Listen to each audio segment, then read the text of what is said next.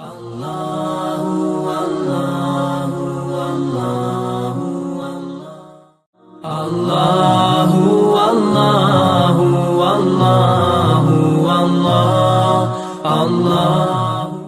মুসলিম তারা ইফতারের সময় বিভিন্ন রকম ভুল দোয়া পড়ে।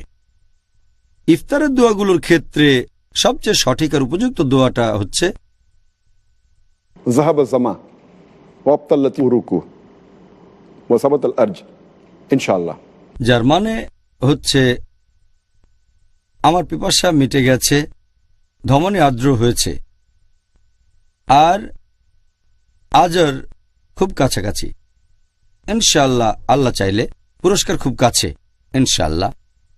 আবার অনেক মানুষ এই দোয়াটা পড়ে, কিন্তু দোয়াটা তারা পড়ে ইফতারের আগে। ইফতারের সময় কিছু মুখে দেওয়ার আগে পরস্পর বিরুদ্ধে মানে হয়ে যায়। দোয়াটার মানে যে আমার পিপাসা মিটে গেছে, যাহাবা জামা ওয়াবতাল্লাতি উরুকু, আমার পিপাসা মিটে গেছে, আমার ধমনী আর্দ্র হয়েছে।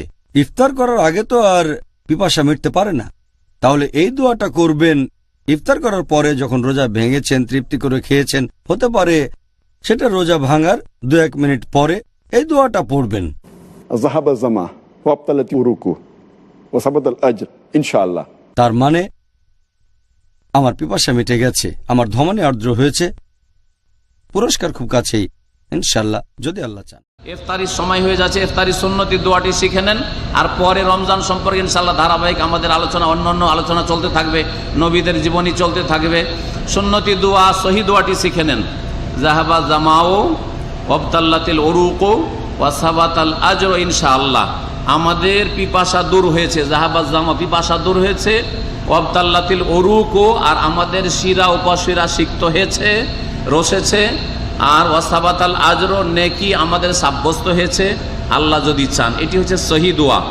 আর আরেকটি দোয়া আমাদের দেশে প্রচলিত আছে, সেটাতে আবার কিছু বাড়িয়েছে মাল মশলা দিয়ে।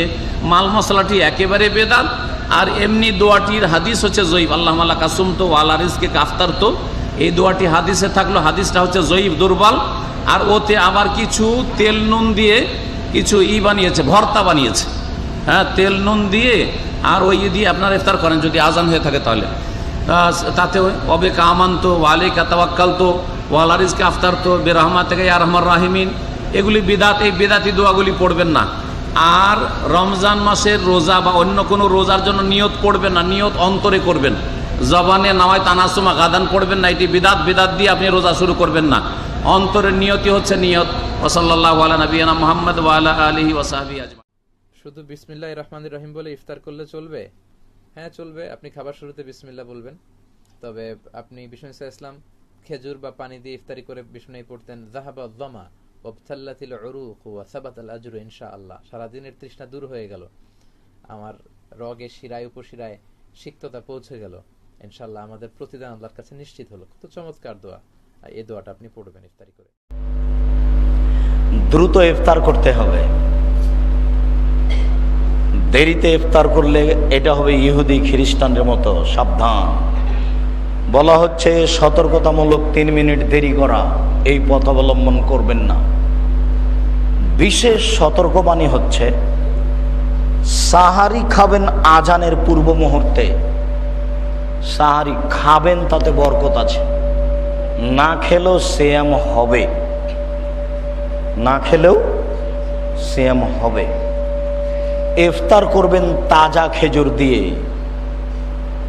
ঢাকাতে পাওয়া যেতে পারে। সম্ভব না হলে শুষ্ক খেজুর দিয়ে, সম্ভব না হলে কয়েক অঞ্জলি পানি। খেজুর আর পানি ছাড়া বিকল্প কোনো জিনিস দিয়ে ইফতার করা হবে না। মুখে এটা আগে দেন, তারপরে অন্য কিছু খান। বিসমিল্লাহ বলে ইফতার করুন। আল্লাহুম্মা লাকা সুমতু ওয়া আলা রিজকিকা আফতার তো এই দোয়া নয়। বিসমিল্লাহর পরে আপনি বলুন আলহামদুলিল্লাহ, বা বলেন যাহাবাজ জামা ওয়াবতাল্লাতিল উরুক ওয়া সাবাতাল আজর ইনশাআল্লাহ। পিপাসা দূরে হলো, শিরা উপশিরা সিক্ত হলো, নেকি প্রমাণিত হলো। এই দোয়া পড়ে। ইফতারের সময় কোন দোয়া আমরা পড়ব? সুন্নাহ কি আমাদের কিছু শিখিয়েছে কিনা। রাসূলুল্লাহ সাল্লাল্লাহু আলাইহি ওয়াসাল্লাম ইফতারের সময় বলতেন, যাহাবা যামাউ ওয়াবতাল্লাতিল উরুক ওয়া থাবাতাল আজরু ইনশাআল্লাহ। পিপাসা চলে গেল, দেহের শিরা উপশিরাগুলো পানি পেল, আর্দ্র হলো এবং আল্লাহ তাআলার মসজিদে সওয়াব অর্জিত হয়ে গেল। আমাদের দেশে একটা রোজা ইফতারি দোয়া আছে, বেদাতি দোয়া, বানাওয়ার দোয়া। হ্যাঁ, সে জাল মিশানো হয়েছে, ওইখানে লবণ বাড়ানো হয়েছে, ওখানে লবণ বাড়ানো হয়েছে, বোঝা গেছে। বলেন তো দেশি দোয়াটা একটা না, ইফতারি দোয়া আল্লাহ সুমতুল্লাহ। একজন বলুক না, এটা তো নাই হাদিসে। শুনেন, ফাজাইল আমল জানেন তো না? ফাজাইল আমলে একটা চ্যাপ্টার হচ্ছে ফাজাইল রমজান, ঠিক আছে? ওতে লিখছেন মৌলানা জাকারিয়া সাহেব যে ইফতার কি মশহুর দোয়া এ হ্যায়, ইফতারির প্রসিদ্ধ দোয়া হচ্ছে এটি, যেই প্রসিদ্ধ দোয়া কোন হাদিসে নেই। ভালো করে বলছি, শুনে রাখেন, যে প্রসিদ্ধ দোয়া কোন হাদিসে নেই, জয়ীফ হাদিসও নেই। ভালো করে বলছি, আল্লাহ লাকা সুমতু ওয়া বিকা আমানতু ওয়া আলাইকা তাওয়াক্কালতু ওয়া আলা রিজকিকা আফতারতু। চারটা জুমলা, চারটা সেন্টেন্স দিয়ে দুটো জুমলা জাল বাড়ানো হয়েছে, আর শুরুতে শেষে যে দুটো আছে এই দুটো হাদিস আছে, হাদিসটাকে দুর্বল বলা হয়েছে। আল্লাহ লাকা সুমতু ওয়া আলা রিজকিকা আফতারতু, এতটুকু হাদিস আছে জয়ীফ হইলেও, কিন্তু মাঝখানে ওয়া বিকা আমানতু ওয়া আলাইকা তাওয়াক্কালতু, সেটাকে কেউ আগে পরে করে বিভিন্ন এই রোজা শিক্ষা এইসব কিতাবেতে লেগেছে। কিন্তু যেটা প্রসিদ্ধ কিতাব ফাজাইলে আমল সবচেয়ে বেশি পড়া হয়, বেদাতি কিতাব যত পৃথিবীতে আছে তার মধ্যে এই বেদাতি কিতাবটি সবচেয়ে বেশি পৃথিবীতে পড়া হয়। কোরআন হাদিসের পরে বেদাতি কিতাব যদি ধর্মের নামে পড়া হয়, মেলা কিতাব পড়া হয়।